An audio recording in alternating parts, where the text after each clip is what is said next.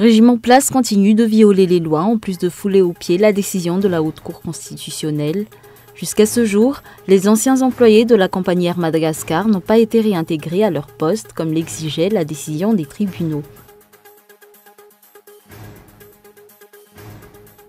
L'Union africaine appelle les partenaires de la Grande Île à combler le basket fund du projet de soutien au cycle électoral à Madagascar, ou SACEM. Aujourd'hui, l'Union européenne a fait une contribution d'1 million de dollars à cet effet.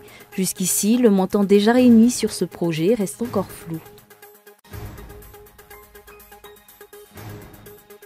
L'appel au calme à Nantes, des émeutes ont éclaté la nuit dernière, 3 quartiers se sont embrasés, la mort d'un jeune homme a mis feu aux poutres.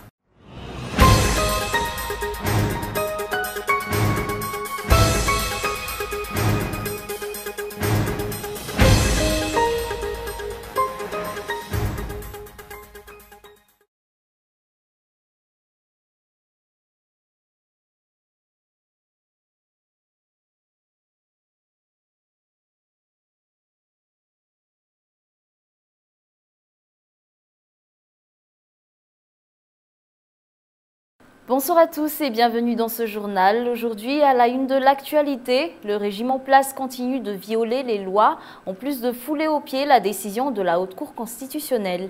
Jusqu'à ce jour, les anciens employés de la compagnie Air Madagascar n'ont pas été réintégrés à leur poste, comme l'exigeait la décision des tribunaux. Andra Arson.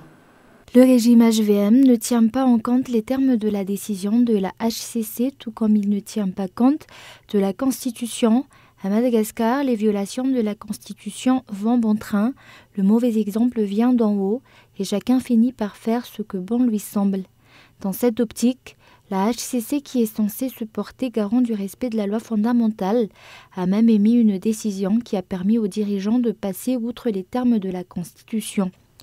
Au lieu de se prononcer en faveur de la déchéance du chef d'État pour ne pas avoir respecté les termes de l'article 167 de la Constitution, en ajournant continuellement la mise sur pied de la Haute Cour de justice, la Haute Cour constitutionnelle a préféré ordonner la dissolution du gouvernement. Et à la suite de cette décision, la HCC est restée terrée dans son mutisme malgré les nombreuses requêtes qui leur ont soumis, à l'exemple des requêtes en déchéance déposées contre les députés qui se sont retournés contre leur parti. Outre cela, le bureau indépendant anticorruption reste lui aussi muet. L'opinion publique se demande actuellement où en est l'enquête menée par cette entité par rapport à l'affaire de corruption dénoncée lors de l'adoption du code électoral à l'Assemblée nationale. Adoption qui a déclenché une crise politique. Au vu de la situation actuelle, elle se demande si, comme toutes les affaires houleuses traitées au sein du pays depuis, celle-ci va rester sans suite. Le peuple malgache se demande également ce qu'il en est des dirigeants et de leurs proches qui abusent sans vergogne des biens de l'État pour servir leur intérêt personnel. Opération illicite au sein du pays, tout cela serait-il mis à l'oubliette en même temps que le changement du gouvernement? Si les tendances à la violation de la loi, le laxisme des institutions qui ont pour rôle de veiller à l'application des lois, le culte de l'impunité et les abus de pouvoir persistent, la crise ne risque pas de prendre fin. Toujours dans l'actualité politique, qu'est-ce qui garantit au peuple malgache que la prochaine élection sera transparente? C'est la question qui se pose actuellement, à 4 mois de la tenue du premier tour du scrutin. Interrogée sur ce point aujourd'hui, la CENI a déclaré qu'elle allait faire tout ce qu'il faut pour que cette descente aux urnes soit totalement transparente. Les détails dans ce reportage de Michela Ranardzon. Hier, le journal de Cool TV FM a rapporté qu'une bonne partie des membres des démembrements de la Commission électorale nationale indépendante sont des fonctionnaires qui occupent déjà une place importante au niveau des districts et des provinces. Aujourd'hui, cette commission a apporté de plus amples explications concernant la transparence qu'elle compte appliquer pour cette prochaine élection, en commençant par le licenciement des agents qui lui paraissent suspects.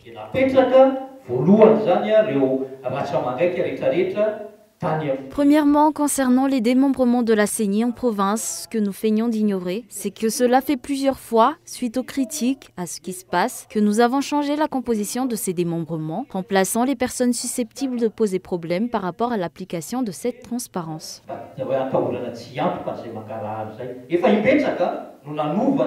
Ce que la population attend de la CENI, c'est une preuve concrète de cette transparence et non de simples promesses. L'objectif est la mise en place d'une élection inclusive, transparente et consensuelle qui permettrait de mettre un terme à cette crise politique. La CENI est ainsi le premier responsable de la réalisation d'une telle élection. L'Union africaine appelle les partenaires de la Grande Île à combler le basket fund du projet de soutien au cycle électoral à Madagascar, ou SACEM. Aujourd'hui, l'Union européenne a fait une contribution d'1 million de dollars à cet effet. Jusqu'ici, le montant déjà réuni sur ce projet reste encore flou. Michela Ranardson. Lors du 31e sommet de l'Union africaine qui s'est tenu en Mauritanie, le point sur le comblement du montant nécessaire pour le soutien au cycle électoral à Madagascar a été abordé. Pour rappel, le basket fund général du SACEM s'élève à 12 millions de dollars. D'après les investigations effectuées, sur un chiffre non officiel, le basket fund du projet SACEM souffrirait d'un gap de 6 millions de dollars. Jusqu'ici, le montant exact de ce basket fund reste encore flou.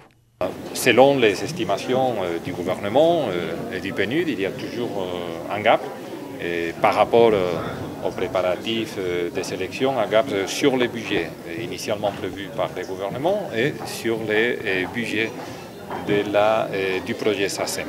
Je crois qu'il est énormément important de réitérer ou de souligner les déclarations faites par la ministre des Finances et du Budget hier, en réitérant que si jamais il existait toujours un gap, que l'État malgache ou le gouvernement pourront le combler.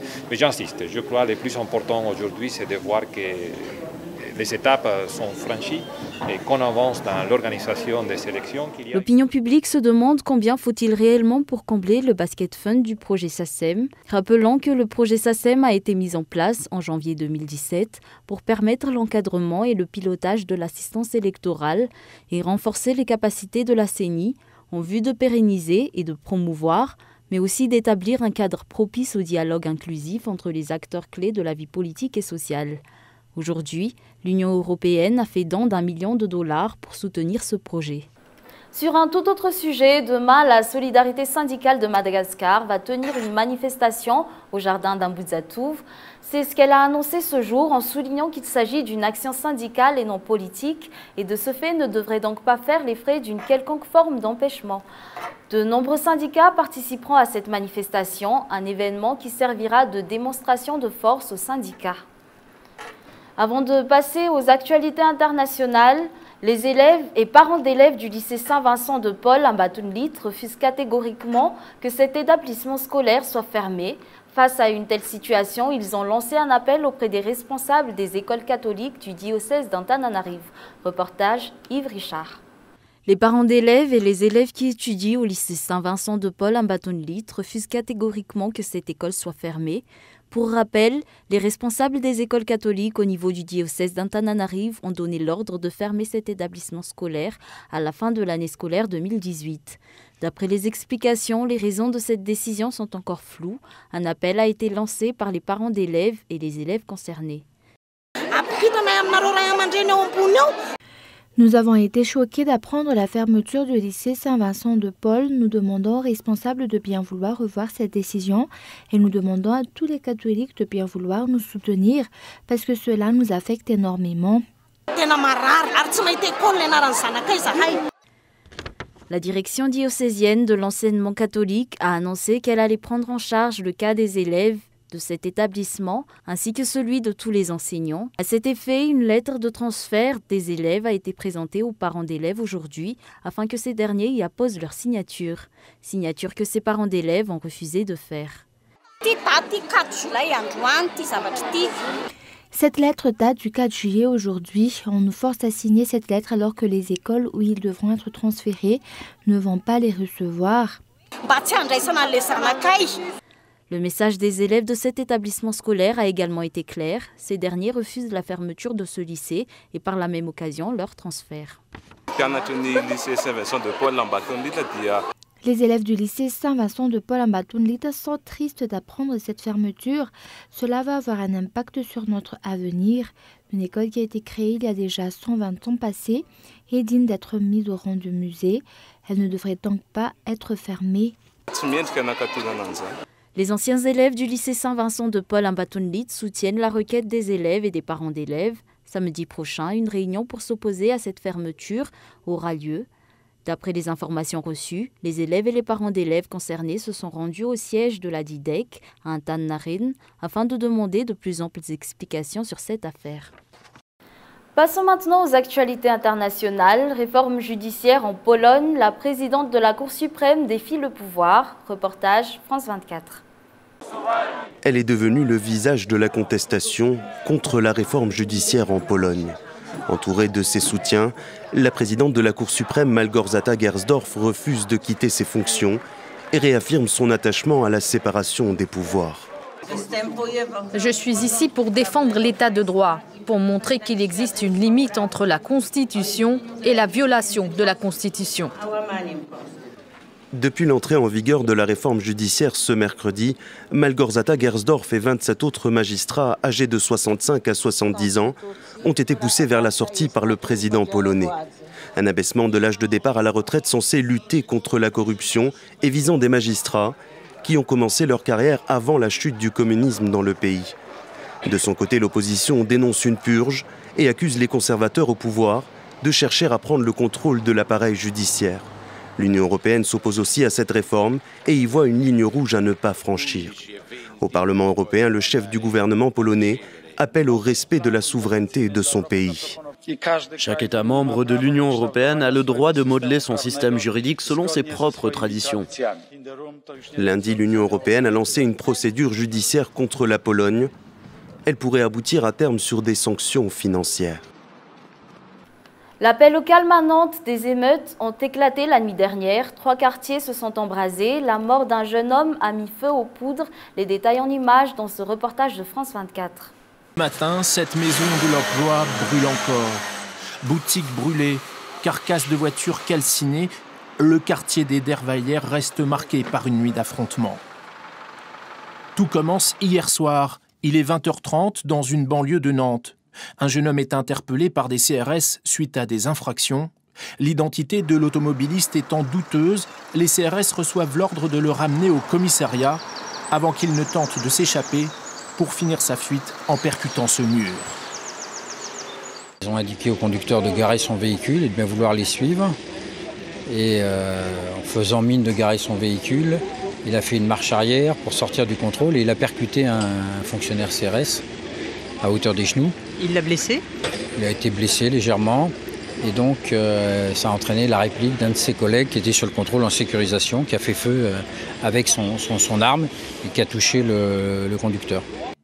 Vous l'avez tué, votre fils de pute, quoi.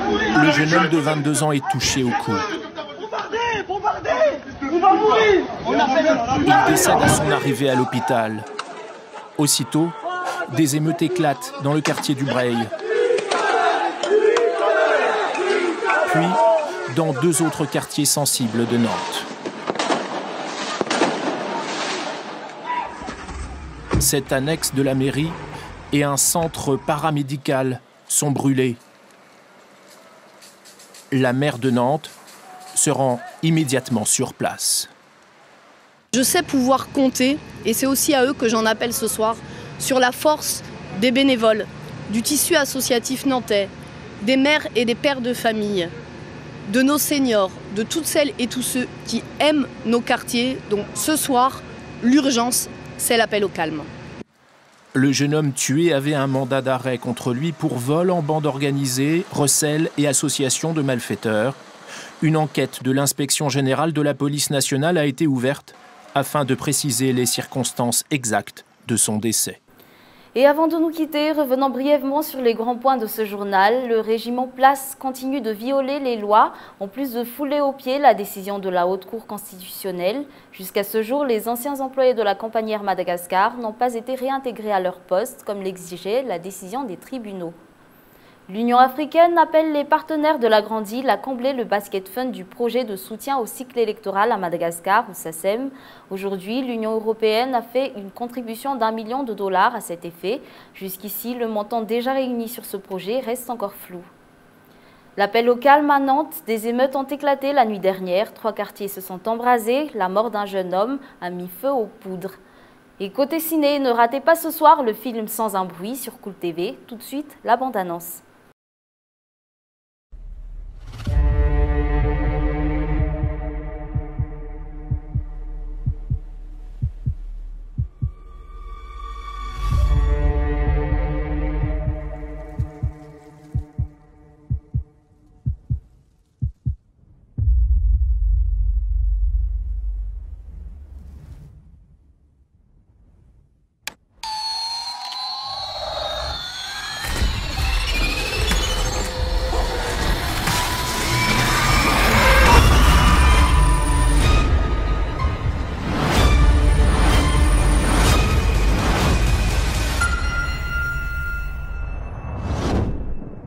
On sert si on ne peut pas les protéger.